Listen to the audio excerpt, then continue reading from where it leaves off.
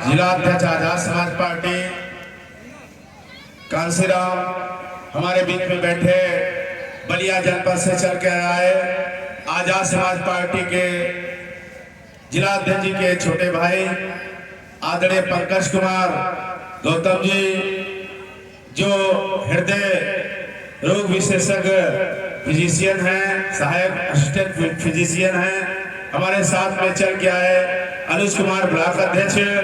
इस कार्यक्रम के आयोजक हमारे पुराने साथी यहाँ इस गांव के हमारे सत्यनाम गौतम जी, राम गणेश जी, हमारे जो घर सामने दिख रहा है हमारे मौसा जी का है, हमारे साथ में विजय कुमार अम्बेडकर जी, और यहाँ पर बैठे हुए सभी परिचित अपरिचित पितातुल बुजुर्ग, नौजवान साथी और माताएं बहनें, ध्वनि विस्तारक यंत्र के द्वारा जो आप दूर तक आवाज ले जा रहे हैं, हमारे साउंड मास्टर साहब, सांस्कृतिक कमेटी के मुखिया और उनकी पूरी टीम, नन्हे मुन्ने बच्चे सभी का 14 अप्रैल 1891 डॉक्टर बी.आर. अम्बेडकर की जयंती के पावन अवसर पर हार्दिक बधाई, वंदन, अभिनंदन। आप इस कार्यक्रम को सुन रहे हैं, समझ रहे हैं। ये कार्यक्रम की आज इस नहीं हो रहा है इस पनिहल की पावन धरती से, पर ये बहुत काफी दिनों से हो रहा है। और यहाँ ही नहीं, यहाँ के आसपास के लोग सत्यराम के नेतृत्व में, अन्य लोगों के नेतृत्व में हमको यहाँ से लेकर बॉम्बे तक बाबा साहब की चैत्य भूमि और नागपुर और रविदास की काशी तक मिलने का काम करते हैं। जब हम काशी जाते हैं, बॉम्बे जाते हैं, तो वहाँ पर पनिहल के लोग जरूर मिलते हैं। ये जागरूकता का प्रमाण है कि आप लोग अपना धान गेहूं मेहनत मजदूरी करके बाबा साहब की उस जो है समाधि स्थल को चुम्बन करने, उसको चरण स्पर्श करने 6 दिसंबर को नाग जो है चैत्य भूमि तक जाते हैं। आप नागपुर जाते हैं, जहां पर बाबा साहब डॉक्टर बी.आर. अम्बेडकर ने 9 लाख लोगों के साथ बौद्ध धर्म को ग्रहण किया था। आप काशी की उस पावन नगरी को नमन करने जाते हैं, जहां पर संत शिरोमणि गुरु रविदास का जन्म हुआ था जो है काशी में। तो इस तरह से ये जागरूकता का प्रमाण है। और आप सांस्कृतिक कार्यक्रम के माध्यम से पुष्पांजलि करके यहाँ पर एक जलसा इकट्ठा करके एकता का प्रदर्शन कर रहे हैं, ये भी एक जागरूकता का ही माध्यम है। ये कार्यक्रम जन चेतना का माध्यम है। जो कंपनी है हमारी नोटंकी कंपनी, ये भी जन सांस्कृतिक रूप से आपके ज्ञान को वृद्धि करने का काम करती है। बाबा साहब डॉक्टर बी.आर. अम्बेडकर 14 अप्रैल 1891 महू छावनी में पैदा हुए। 4 वर्ष की अवस्था में जब उनको पढ़ने की जिज्ञासा हुई, तो 4 शर्तों के आधार पर जो है उनको पढ़ने की अनुमति मिली। वो शर्तें क्या थी कि आज हमारे बच्चों के जीवन में वो शर्तें लागू होती हैं, क्या वो लागू होंगी? उसके बाद भी हमारा बच्चा स्कूल को पढ़ने जाएगा, पीछे बैठेगा, जूते के पास बैठेगा, पानी पीने पर चुल्लू से पानी पिएगा, दूर से ढिमकी से मारा जाएगा। इतना क्या हम आज बच्चों को पढ़ाने के लिए बर्दाश्त कर सकते हैं? नहीं कर सकते हैं। लेकिन बाबा साहब डॉक्टर बी.आर. अम्बेडकर ने ये यातनाएं बर्दाश्त किया, और बर्दाश्त करने के बाद पढ़ते रहे। हाई स्कूल इंटर में पूरे प्रदेश में अव्वल आए। जब अव्वल आए तो उनका नाम अखबारों में छपा, टेलीविजन पर आया, और जो है BBC लंदन जो है बाजा में पुकारा गया कि एक अछूत समाज का, चमार समाज का लड़का जो पीछे बैठ के पढ़ता था, जिसको मास्टर गलती करने से ढिमकी से मारा जाता था, प्यास लगती थी चुल्लू में पानी पिलाया जाता था, वो लड़का पूरे प्रदेश में अगले पिछड़े लोगों को पिछाड़ कर प्रदेश में नंबर 1 पर आया है। तो वहाँ के कुर्मी राजा शायरी गायकवाड़ ने बाबा साहब को बुला करके लंदन पढ़ने भेजा। बाबा साहब लंदन पढ़ते समय उनके जो रमेश खत्म हो गया, उनकी लड़की हिंदू खत्म हो गई, उनका लड़का गंगाधर खत्म हो गया। गंगाधर जब खत्म हुआ था, इसी तरह भीड़ लगी थी उनके दरवाजे पर। बाबा साहब को जब चिट्ठी मिली तो लंदन से भारत को आए, अपने घर को पहुंचे। भीड़ लगी थी, भीड़ को चिढ़ते हुए आगे बढ़े। आगे बढ़कर जहां पर औरतें बैठी थी, वहीं पर बाबा साहब डॉक्टर बी.आर. अम्बेडकर के लड़के गंगाधर की लाश पड़ी थी। वहां पर बैठी हुई औरतों ने लाश के चेहरे से जैसे चादर उठाकर आई। बाबा साहब के हाथों में खाने की सामग्री जो अपने बच्चों के लिए लाए थे, वो कपा कर छूट गया, और बच्चे के पास बैठकर बाबा साहब रोने लगे। कहा कि जिस बच्चे के लिए मैं खाने के लिए सामग्री लाया हूँ, वो बच्चा मेरे सामने जो है 100 के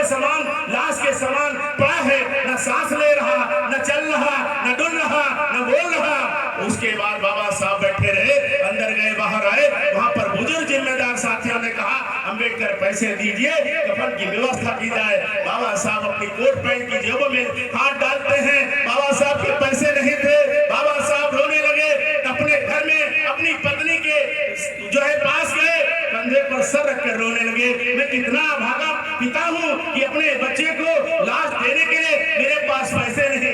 उनकी पत्नी रमाबाई अंबेडकर ने समझाया कि मानवर, आप पतिदेव, आप पढ़ने गए थे, कमाने नहीं गए थे। अगर नए कपड़े में भी गंगाधर को लपेट कर ले जाएंगे, दफन करेंगे, तभी जीवित नहीं होगा, इसलिए परेशान मत होइए। उन्होंने बक्से से के पास गई, साड़ी को निकाला, फाड़ा और लपेट कर दे दिया। उस कोमल बच्चे को पुरानी साड़ी में लपेट कर उस लाश को बाबा साहब कब शमशान घाट ले जाते हैं, दफन करके वापस आते हैं। वापस आने के बाद अपनी पत्नी से कहते हैं, गंगाधर खत्म हो गया, रमेश खत्म हो गया, हिंदू कहाँ है?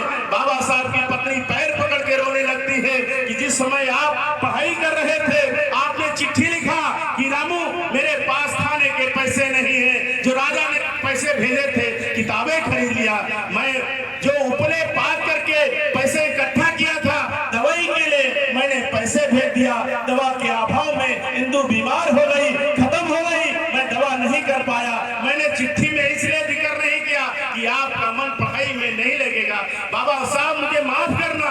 बाबा साहब रोते हुए धन्यवाद देते हैं कि आप जैसी पत्नी पाकर मैं धन्य हो गया, मैं 100 जन्मों तक आप जैसी पत्नी पाने के लिए अपेक्षा करूंगा। बाबा साहब उसके बाद जो है राजा के यहाँ नौकरी करते हैं, फाइल दूर से फेंकी जाती है, उनका 1:30 बजे रात को सामान फेंक दिया जाता है। बाबा साहब उस सामान के साथ बैठे रोते रहते हैं, सोचते रहते हैं कि मैं राजा का नौकर हूँ, मेरे पास 32 डिग्री है, मैं 14 भाषा का ज्ञाता हूँ, इतना पढ़ा लिखा होने के बाद मेरा सामान चमारपासी होने के कारण 150 लोगों ने लाठियों से तोड़कर बाहर फेंक दिया। हमारे अनपढ़ लोगों के साथ कितनी यात्राएं होती होंगी। बाबा साहब उसी पेड़ के नीचे बैठकर संकल्प किया कि मुझको अगर मौका मिला तो मैं ऐसी व्यवस्था करूंगा कि हमारे लोग भी शहरों में पक्के मकान बनाएंगे, हमारे लोग भी शहरों में कोठियां बनाएंगे, कार खरीदेंगे। उसी के तहत जो लोग नौकर हुए, आज शहरों में दिल्ली से लेके बाराबंकी तक बड़े बड़े मकान बने हैं। ये बाबा साहब की वही संकल्प की देन है, वही कसम की देन है।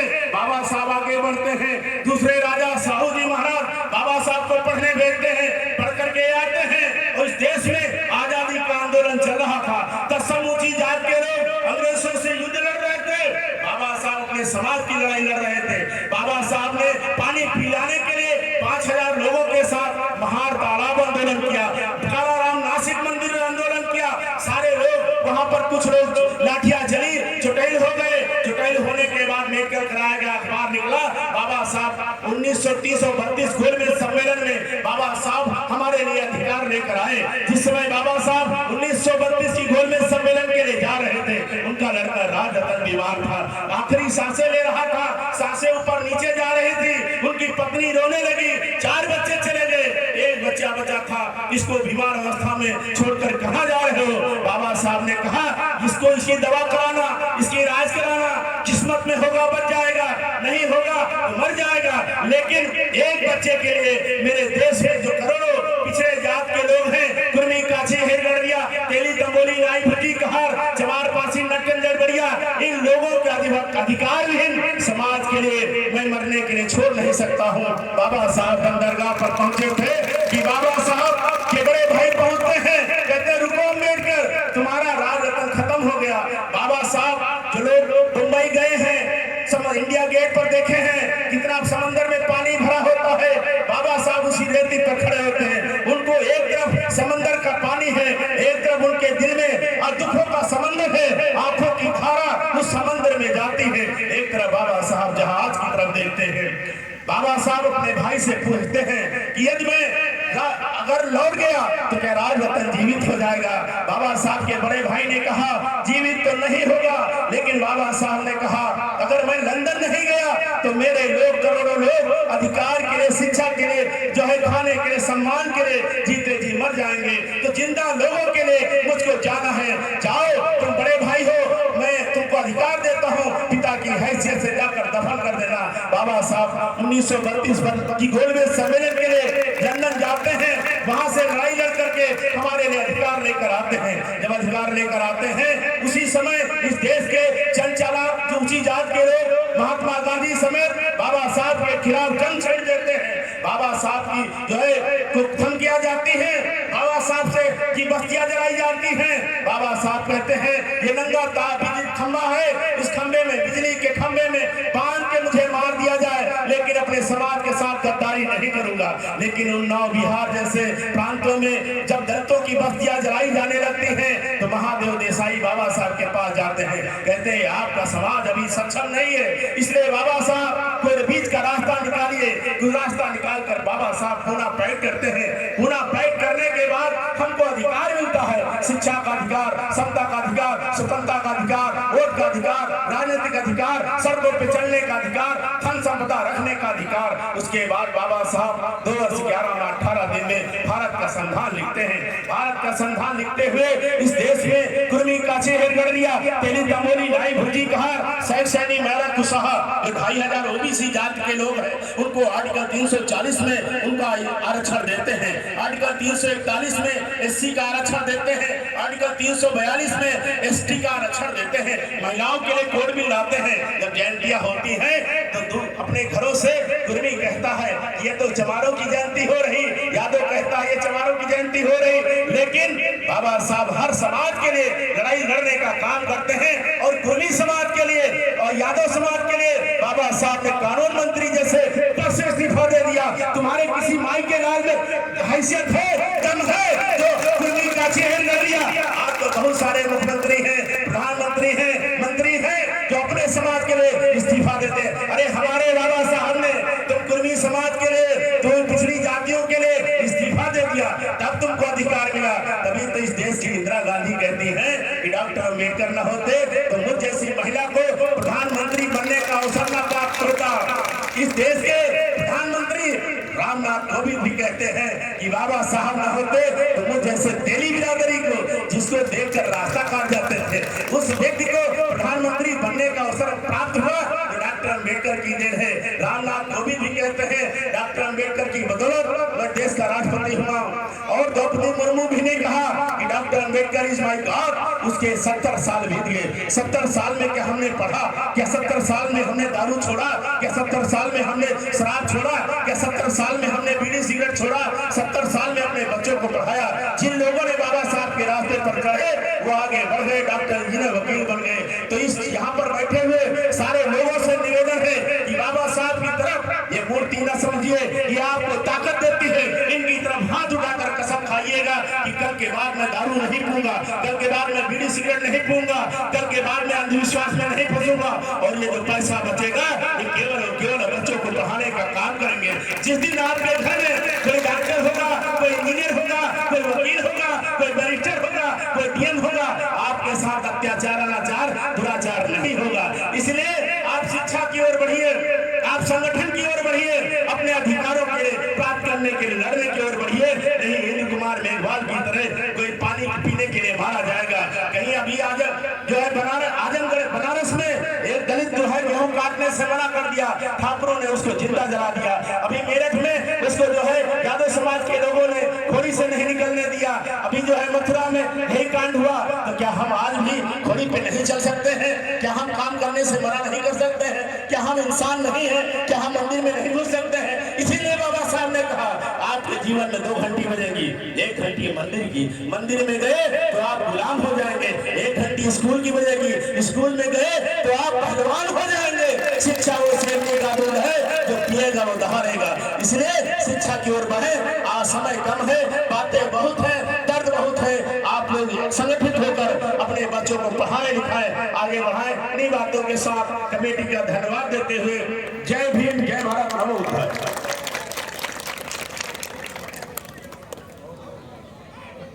बहुत बहुत धन्यवाद। यहाँ हरिनंदन जी अपने विचार रख रहे थे। आपके गांव में लगभग